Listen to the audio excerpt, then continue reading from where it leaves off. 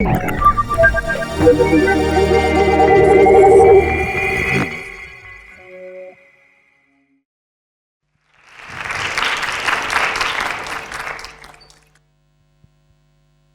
years ago, when my band got started, there was no Facebook, no YouTube, not even MySpace. And unlike most bands at the time, we put up everything we did on our website for free download. And to be honest, we did that at first only because we didn't think we were doing anything that anyone would notice, much less pay for. We made it available for the benefit of our friends so that they could follow our progress. Then one day, that first year, in the server logs on our website, we noticed that our first 5 or so songs had been downloaded over 10,000 times. And all we could think was, hey, we don't have 10,000 friends. But it would appear that we had fans. In 2001, one of those fans suggested that our style would be perfect for remaking a classic video game song. We liked the idea, and we chose to make a cover of the theme from a game called The Great Guyana Sisters, which we put up on our website for free as per usual. Now, as luck would have it, this turned out to be a good move. The song went viral, even though we didn't have a word for that yet. Before long, we'd had over 3 million downloads from our website. At the time, that was insane for a band that the mainstream media had never heard of. This was without marketing, without any form of paid promotion, and without a record label. What ultimately led us to start selling our work was when we decided to record and release a full-length studio album.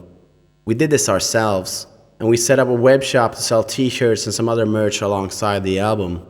And it did pretty well. We understood that now that we were no longer just giving it away, people would start to pirate our music. But we also knew, being consumers as well as producers, that we were no different. In other words, we would be hypocrites to condemn it, so instead we embraced it. We told our fans that one way to support the band was to buy the album. But if they didn't want to spend the money or couldn't afford it, they should just download it with our blessing, but in return, pass it on, share it, send it everywhere. People loved that choice. And that attitude alone was one of the things they raised to tell others about. Now, piracy is interesting because of the sheer magnitude of the disconnect between digital consumers and the mainstream content industry. Young people are more informed and socially aware than ever.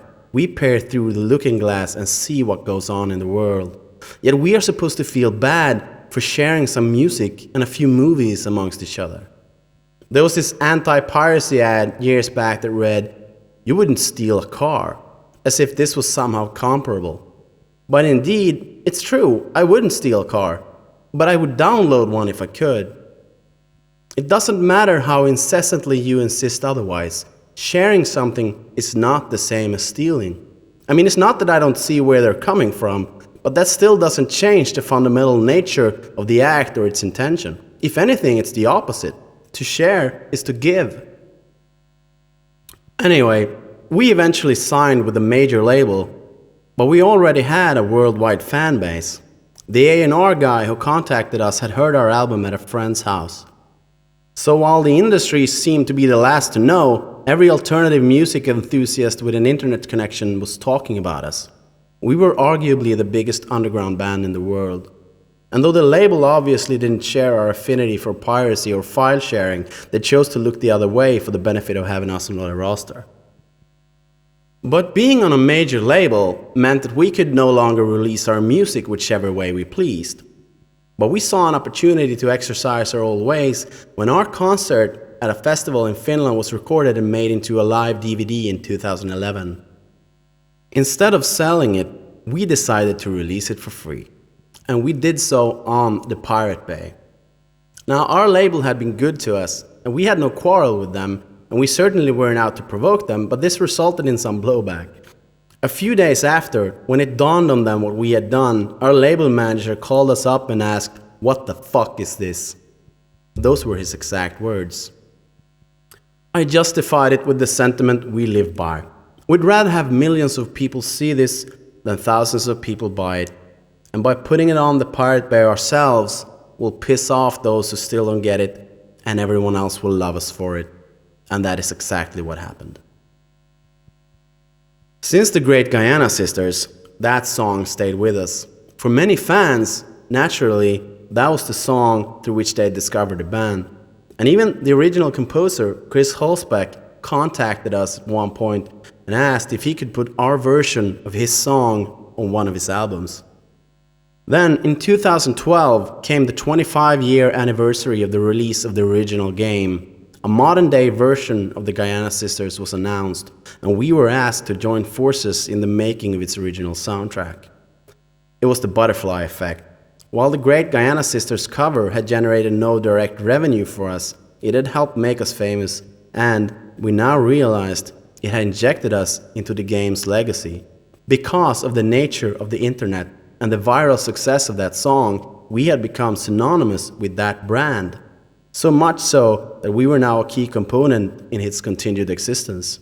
And people who once inspired us, we now worked with side by side. My band is one of many that would not exist today were it not for the way people share content online. We wanted to create a piece of art that celebrates the liberation of culture, media, education, and information. Something that directly involved the people it was for and about. We reached out to our fans and gave them a song. We asked them to get in front of their video cameras, their phones, their webcams, and record themselves performing to this song. People from all corners of the world came together for this, and I really think the result is spectacular. This is not only a tribute to a generation online, but a testament to the rise of a digital nation.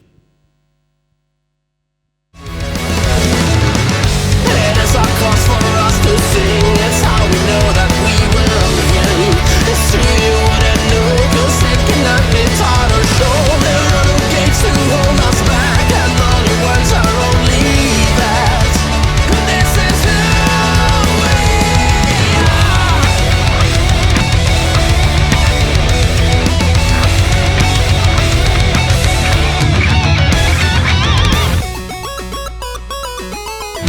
All eyes on me, gather all who believe. We'll rise and reset the world. Don't fall apart, united by heart. But forever.